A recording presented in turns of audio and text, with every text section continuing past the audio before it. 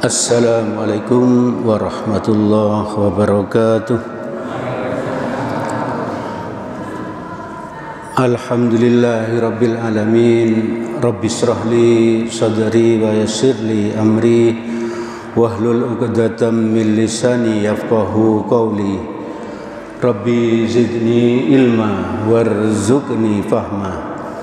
Asyhadu an la ilaha illallah wahdahu la syarika lah wa asyhadu anna Muhammadan abduhu wa rasuluh la nabiyya ba'dah.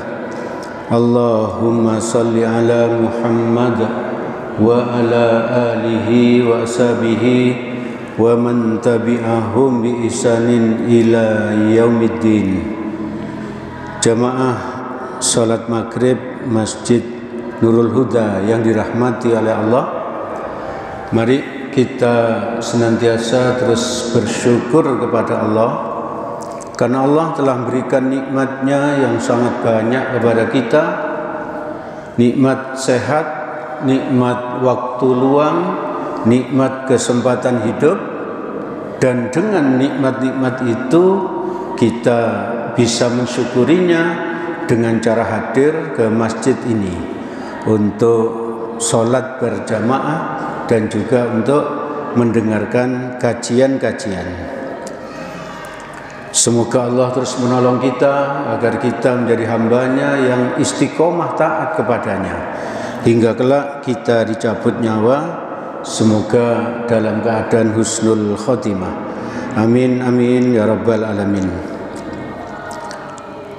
Jamaah yang dirahmati oleh Allah, di dalam hadis riwayat Bukhari Muslim dari Abdullah bin Amr bin As, Rasulullah sallallahu alaihi wasallam bersabda, arba'un man kunna fihi kana munafiqan khalisan.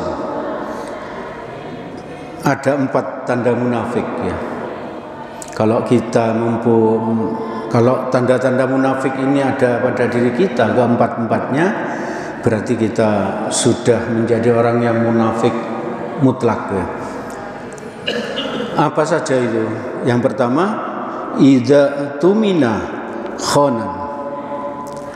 Jika diberi amanah, dia berkhianat ya. Dijadikan presiden, dia berkhianat. Dijadikan anggota DPR, dia berkhianat. Dijadikan gubernur, dia khianat, dan seterusnya. Bahkan di lingkungan keluarga, dijadikan kepala rumah tangga, dia berkhianat. Itu termasuk golongan yang pertama ini, apa? Ciri-ciri yang pertama. Yang kedua, wa idza hadatsa kadzaba. Jika berbicara dia dusta ya. Jika berbicara dia dusta. Dan mari kita berhati-hati dengan yang kedua ini, ibu bapak, saudara-saudara yang dirahmati oleh Allah. Sebab sering sekali dengan berdusta itu kita menjadi seolah-olah itu terhormat gitu ya. Seolah-olah terhormat. Misalnya bahwa kita tadi malam tidak tahajud, tapi kita berdusta, ngaku ke orang lain tahajud, itu kan kita akan dipuji ya, oleh orang lain.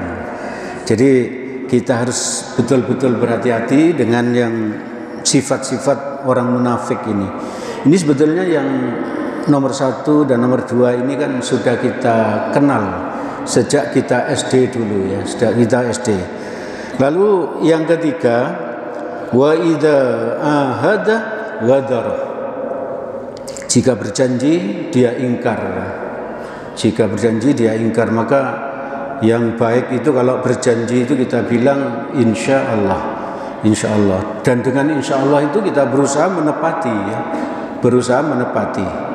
Dan kita tingkatkan terus kualitasnya ya, kita tingkatkan terus kualitasnya. Tidak hanya menepati janji itu, tapi juga apa? Menepati waktunya ya. Waktunya misalnya kalau janjian jam 9 ya kita hadir jam 9 ya. Diusahakan begitu. Kalau kita ngundang rapat misalnya jam 7 malam, ya apapun yang terjadi, yang hadir itu banyak atau sedikit, jam 7 malam kita mulai. Jam 7 malam kita mulai. Karena kalau tidak, kita bisa terkena ini. Jika berjanji dia ingkar. Sering kita itu mengingkari janji kita. Dan yang keempat ini, banyak diantara kita yang bahkan tidak mengetahuinya ya. Bahkan tidak mengetahuinya. Karena yang biasa kita tahu yang 3 pertama tadi ya. Yang 3 pertama tadi. Yang keempat, wa idza khasama fajara. Artinya jika berselisih dia berbuat zalim ya. Jika berselisih dia berbuat zalim. Mari kita evaluasi apakah kita sering seperti itu. Ini termasuk di dalamnya ini kalau berdiskusi dia ngotot ya. Itu termasuk apa? Ciri-ciri yang keempat ini. Kalau berdiskusi dia ngotot. Padahal Nabi itu bersabda, kalau kita itu berdiskusi, berdebat, dan kita dalam kondisi benar, lalu kita tidak melanjutkan debat, maka Allah akan membangunkan rumah di tengah-tengah surga ya. Itu luar biasanya orang yang apa? Dia posisinya benar, berdebat, berdiskusi, benar, tapi karena lawan debat kita itu ngotot, lalu kita menghindar gitu. Tidak melanjutkan debat, tidak melanjutkan debat. Sebab kalau debat itu menjadi panas, maka pasti hadir syaitan, ya, pasti hadir syaitan. Maka mari kita berlatih bersama-sama. Kalau berdebat kita tidak perlu ngotot, ya. Kita sampaikan sesuatu yang benar, kita sampaikan yang menurut kita benar. Kalau lawan kita atau apa, orang yang berdiskusi dengan kita itu ngotot, ya itu urusan dia, ya, urusan dia. Ibu bapak, saudara-saudara yang dirahmati oleh Allah, ternyata ciri-ciri munafik itu tidak hanya 3 ya. Seperti yang kita kenal waktu kita SD dulu, kita sekolah dulu. Kita sudah punya 4 ya, kita sudah punya 4. Dan ternyata masih ada lagi ciri-ciri dari munafik. Kalau kita lihat ini sifat-sifat munafik yang lain, Quran surat ke-4 ayat 142. A'udzubillahi minasyaitonirrajim. Innal munafiqina yukhadi'unallaha wa huwa khadi'uhum. Sesungguhnya orang-orang munafik itu menipu Allah ya. Jadi orang munafik itu menipu Allah. Wong Allah ditipu ya. Allah yang tahu segalanya ya. Allah yang bisa segalanya itu ditipu ya. Dan Allah akan membalas tipuan mereka. Allah akan membalas tipuan mereka. Dalam hal apa orang munafik itu menipu Allah? Coba kita lihat. 1. Orang munafik itu ternyata sholatnya malas ya. Sholatnya malas. Berarti ini kita lihat diri kita sendiri, nggak usah melihat orang lain ya. Apakah sholat saya ini malas ya? Apakah sholat saya ini malas? Lanjutan Quran surat ke-4 ayat 142 tadi, wa idza qamu ilas sholati qamu kusala. Dan apabila mereka berdiri untuk sholat, mereka berdiri dengan malas. Sholat subuh kita masih ngantuk, berdirinya ya ngantuk-ngantuk gitu ya. Ngantuk-ngantuk. Mari kita evaluasi diri sendiri, nggak usah evaluasi orang lain. Nanti kalau evaluasi orang lain, ndoding tok itu munafik, itu munafik. Mari kita sendiri, apakah saya kalau sholat ini malas? Atau kalau kita tingkatkan, ini kalau di sini kan berdirinya ya, malas. Kalau kita tingkatkan, apakah kalau kita sebelum sudah mendengar azan langsung berangkat gitu? Ataukah kita masih malas-malesan? Ataukah lebih yang hebat lagi, sebelum azan sudah berangkat? Sebelum azan sudah berangkat. Ibu bapak, saudara-saudara yang dirahmati oleh Allah, mereka itu malas. Kenapa? Karena mereka itu tidak ada niat untuk sholat. Orang munafik kan memang datang di zaman Nabi itu, orang munafik datang kemana? Ke Masjid Nabawi. Cuman apa? Mereka itu tidak niat untuk sholat, tapi hanya agar terlihat oleh Nabi, terlihat oleh siapa? Oleh sahabat-sahabat Nabi kalau dia datang untuk sholat, ya, untuk sholat. Nah, apakah kita pernah seperti ini? Datang ke masjid ini, gak enak, saya nanti dilihat oleh itu, enggak pas kalau mbak sholat kan. Nah, berarti hati-hati ya kena ini ya. Berarti hati-hati. Terus mereka itu malas karena memang tidak punya iman. Orang munafik kan enggak punya iman ya. Bahkan kita itu lebih enak kalau menghadapi orang kafir dibandingkan orang munafik. Karena orang munafik itu mereka sholat gitu. Mereka ikut, kadang ikut berperang gitu, orang munafik itu. Tapi tidak sungguh-sungguh karena Allah. Bahkan kalau melihat musuhnya itu sangat banyak, seperti di waktu perang Uhud, sebagian besar orang-orang munafik kan pulang. Karena apa? Karena mereka memang tidak punya iman. Kalau orang kafir kita hadapi enak ya. Kenapa? Karena mereka jelas-jelas kafir. Kita perangi dan sebagainya. Kalau munafik enggak, sering ada di pihak kita ya. Sering ada di pihak kita. Lalu yang ketiga, tidak punya rasa takut kepada Allah. Bagaimana dia punya rasa takut? Dia itu menipu Allah ini. Sholatnya males, itu berarti kan menipu Allah. Terutama sholat isya dan subuh ya. Terutama sholat isya dan subuh. Di dalam hadis riwayat Bukhari nomor 6507 dari Abu Hurairah radhiyallahu an, Nabi sallallahu alaihi wasallam bersabda, "Walaisa sholatus qala alal munafiqina min sholatil fajri wal isya." Tidak ada salat yang lebih berat bagi orang munafik selain dari salat subuh dan salat isya. Kalau pada hakikatnya salat isya itu kan capek gitu ya, capek karena kita habis kerja seharian. Isya itu ingin segera tidur, Bahkan banyak sekali atau ada lah gitu ya, orang yang pulang kerja itu tidak pakai sholat isya langsung tidur. Itu kenapa? Sholat isya memang berat. Sholat subuh belum bangun. Sholat subuh belum bangun. Makanya sholat isya dan sholat subuh itu sangat berat bagi orang-orang munafik. Apalagi kalau munafiknya di zaman Nabi ya. Di zaman Nabi itu kan Masjid Nabawi itu tidak terang benderang seperti sekarang ini gitu ya. Jadi kondisinya gelap, paling ada lampu kecil gitu ya. Sehingga orang munafik itu banyak yang enggak sholat ke Masjid Nabawi waktu itu. Karena apa? Karena kondisinya gelap, enggak kelihatan oleh Nabi kalau dirinya tidak datang. Kalau sholat apa? Sholat zuhur terang, datang mereka. Sholat asar terang, datang mereka. Tapi isya dan subuh itu mereka rata-rata tidak datang ya. Orang munafik. Jadi mari kita evaluasi diri sendiri. Jangan-jangan saya ini munafik ya, terus begitu, hati-hati, berhati-hati. Jadi apa yang saya sampaikan tadi itu kita evaluasikan pada diri sendiri, bukan kepada orang lain. Jangan-jangan saya ini munafik. Apakah sholat isya saya ini malas? Apakah sholat subuh saya ini malas? Dan seterusnya ya.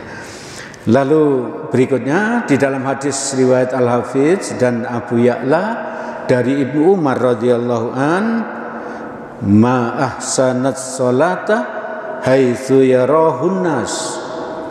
Barang siapa yang sholatnya bagus ketika kelihatan manusia. Hati-hati sekali Bapak Ibu ya. Kalau sholat di masjid dia itu bagus sekali sholatnya ya. Bagus sekali. Yang jadi imam, itu lebih berat ya. Ketika banyak orang, suratnya panjang, suaranya dienak-enakkan gitu. Kalau memang karena Allah, enggak apa-apa, itu bagus, sudah bagus. Tapi jangan-jangan lanjutan hadis ini wa asa'aha hina yakhlu.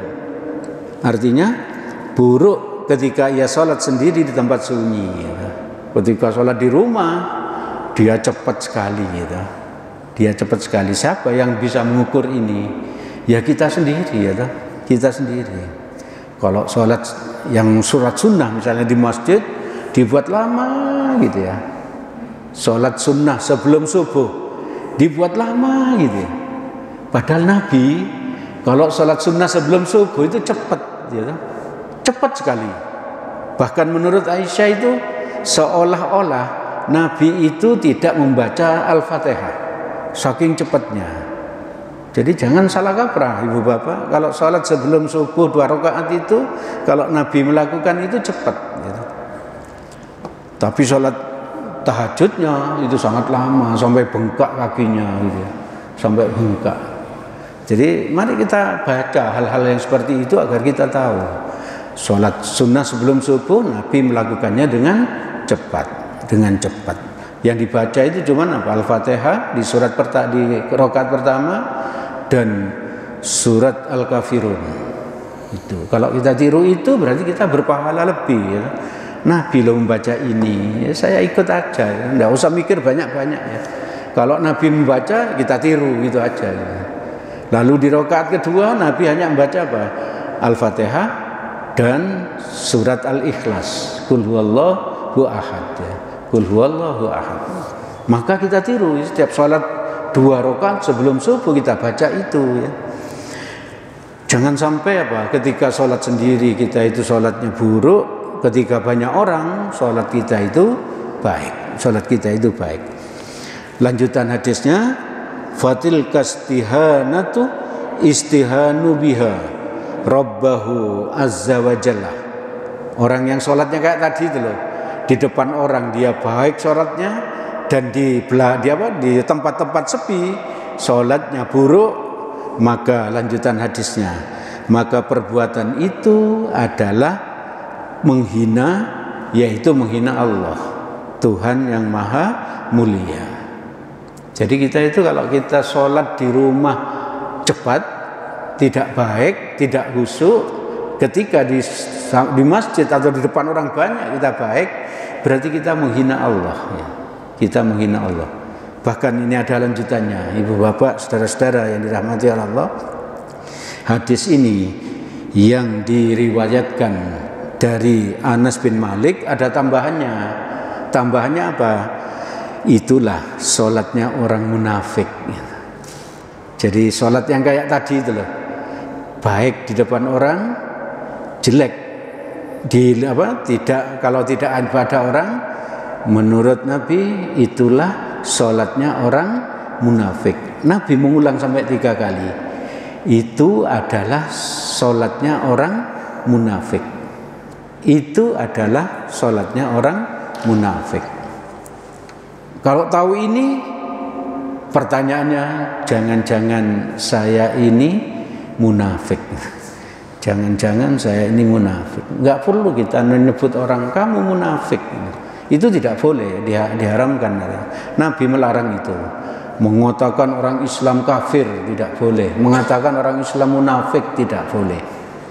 Tapi kalau jangan-jangan saya ini munafik, itu berarti apa? Agar kita berhati-hati, agar kita tidak punya sifat-sifat orang munafik ya. Lalu lanjutannya, orang munafik itu suka riya ya, suka riya dalam beribadah. Lanjutan Quran surat keempat ayat 142 ini, yura'un nas ya, yura'unan nas, artinya mereka hendak menonjol-nonjolkan ibadahnya kepada manusia ya, kepada manusia. Siapa itu? Ya jangan-jangan kita sendiri ya, jangan-jangan kita sendiri menonjolkan ibadahnya. Terus evaluasi diri. Kalau awal-awalnya kita riya ini mungkin masih bisa diterima ya. Awal-awalnya, maksudnya begini. Awal-awalnya berkorban misalnya, kita riya ya. Ingin diketahui orang kalau kita itu korban. Jangan berhenti karena itu. Terus korban lagi. Setelah terbiasa kita korban, walaupun diketahui orang, insya Allah kita tidak riya ya. insya Allah tidak riya. Dan minta tolong kepada Allah agar apa? Agar kita beribadah apa saja itu ikhlas karena ingin mendapatkan ridhonya Allah. Ikhlas karena ingin mendapatkan ridhonya Allah. Ibu bapak, saudara-saudara yang dirahmati oleh Allah, riya itu tujuannya sangat banyak ya. Agar orang lain itu menganggap kita ini taat. Maka apa? Dia berangkat dari rumah, berjalan ke masjid, tetangganya lihat, memuji gitu ya, memuji. Belum tentu orang ini bisa masuk surga. Kenapa? Karena ibadah itu tergantung akhirnya ya, tergantung akhirnya. Kalau kita itu sekarang husuk terus ke masjid, ternyata apa? Itu riya, bisa jadi apa? Kita masuk neraka. Tapi orang yang nggak pernah ke masjid loh, tetangga kita nggak pernah ke masjid sekarang, belum tentu dia itu akan masuk neraka. Sebab apa? Orang tadi itu yang tidak pernah ke masjid loh, memandang orang yang ke masjid tadi, yang jalan ke masjid tadi, husuk setiap hari ke masjid dengan rasa kagum. Luar biasa orang itu. Sekarang belum zuhur loh sudah berangkat ke masjid, belum asar sudah berangkat ke masjid, kagum dia. Saya ingin, ya Allah, saya ingin suatu saat seperti dia gitu. Saya ingin suatu seperti dia. Lalu apa? Dia beristighfar. Kenapa? Karena memang belum bisa melakukan. Terus dia lakukan seperti itu. Dan menjelang akhir hayatnya Allah mentakdirkan orang ini taubat ya. Taubat, istighfar, lalu ke masjid dan sebagainya. Terus meninggalnya ketika sujud lagi gitu ya, di masjid. Maka itu hadis Nabi itu benar ya, bahwa apa? Ibadah kita itu tergantung pada akhirnya ya. Yang terakhir itu. Ibu bapak, saudara-saudara yang dirahmati oleh Allah, akibat dari riya itu nih di Quran surat 25 ayat 23, A'udzubillahi minasyaitonirrajim, faja'alnahu haba'am mansura. Artinya, lalu kami jadikan amal orang riya itu bagaikan debu yang berterbangan. Debu yang berterbangan kan kemana-mana gitu. Berarti apa? Pahalanya habis sama sekali ya. Pahalanya habis. Besok kalau di padang mahsyar, orang yang kayak gini, yang riya ini, misalnya protes kepada Allah itu, ya Allah, dulu aku loh korban gini misalnya. Terkemana sekarang kok nggak ada catatannya gitu. Allah akan menjawab, kamu dulu berkorban kan karena ingin dianggap, ingin dipuji orang bahwa kamu itu dermawan gitu ya. Dan kamu memang sudah mendapatkan itu waktu di dunia ya. Orang-orang memujimu, kamu dermawan. Dan sekarang hilang semua pahalanya. Itu jawabannya Allah. Jawabannya Allah. Ibu bapak, saudara-saudara yang dirahmati oleh Allah, orang munafik itu ternyata apa? Sedikit sekali mengingat Allah. Padahal perintahnya Allah itu ingatlah Allah yang banyak ya. Perintahnya itu ingatlah Allah yang banyak. Tapi ini munafik sedikit sekali. Quran surat keempat ayat 142 lanjutannya. Yang kita sampaikan sejak tadi itu cuma satu ayat ya, satu ayat. Ciri-ciri munafik yang ada di Quran. Wala yadhkurunallaha illa qalila. Artinya, dan tidaklah mereka mengingat Allah kecuali sedikit sekali ya. Kecuali sedikit sekali. Orang munafik itu ingat Allahnya sedikit sekali. Berarti kalau kita sendiri juga sedikit mengingat Allah, lebih banyak mengingat apa? Pekerjaan, lebih banyak mengingat anak, cucu dan lain sebagainya ya, dibandingkan mengingat Allah. Maka apa? Jangan-jangan saya ini munafik gitu. Jangan-jangan. Apakah tidak boleh kita cinta cucu, cinta anak? Boleh ya, boleh. Boleh. Tapi apa? Jangan sampai karena cintanya kita kepada Allah, kepada anak, kepada cucu, merupakan cinta kita kepada Allah. Cucu yang lucu, ya Allah, kita langsung dalam hati bilang, ya Allah, Masya Allah, terima kasih ya Allah, Engkau berikan cucu pada hamba yang lucu, sehat gitu. Jangan lupakan itu ya. Ya Allah gitu. Terima kasih ya Allah, anak hamba ini sukses. Terima kasih ya Allah, anak hamba ini mau ngaji.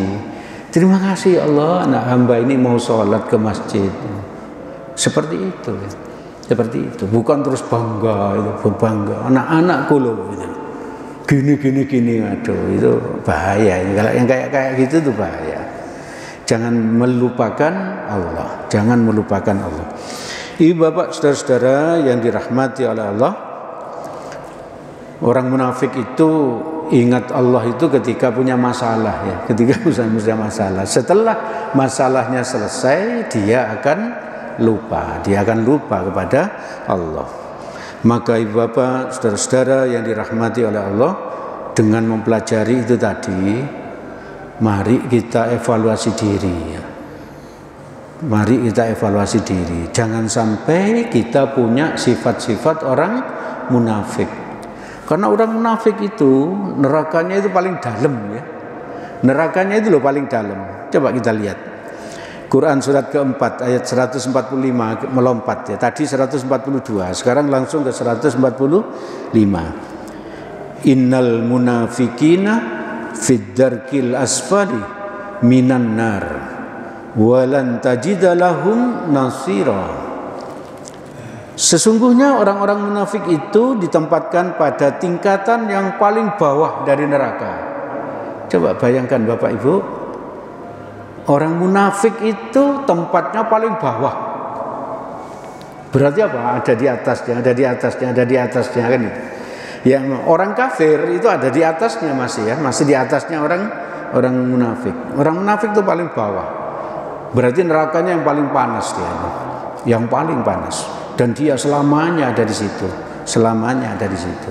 Maka itu mari kita harus hati-hati ya. Kadang kan seperti yang pernah saya sampaikan tadi, kita itu ada orang itu Islam, sholat, terus ikut perang bahkan di zaman Nabi, ikut jadi panitia korban, ikut berkorban, tapi punya sifat munafik. Makanya kita harus hati-hati.